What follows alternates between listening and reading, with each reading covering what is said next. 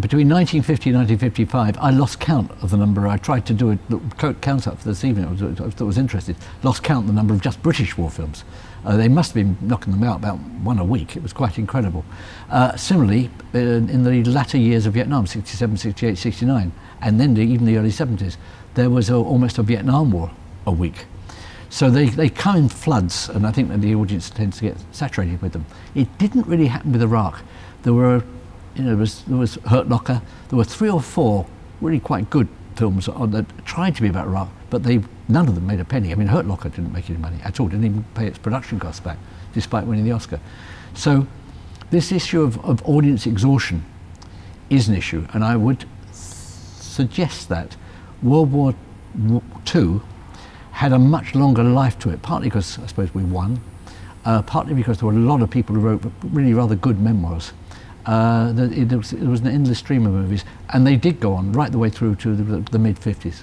So you had a whack of movies on that about World War II.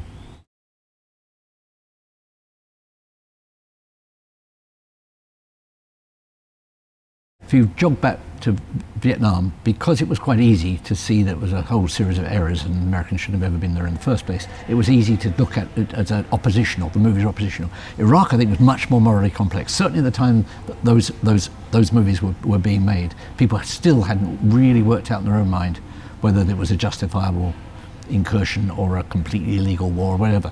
So I think that may have been one of the reasons they didn't succeed, is that there was this terrible lack of clarity.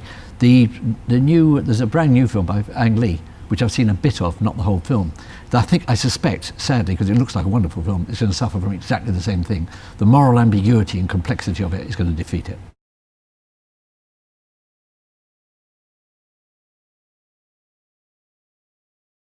First of all, it's been my default theme throughout all of my filmmaking career. It's not that every film's been about that, but one way and another, the issue of particularly men under stress, how do they react, how do they deal with it, has been a constant. That's certainly what Memphis Belle was about.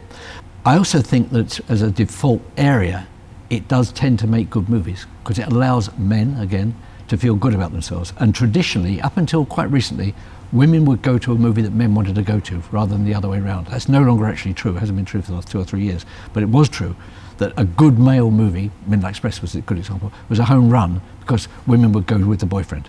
Might put their hide their eyes from time to time, but they do that.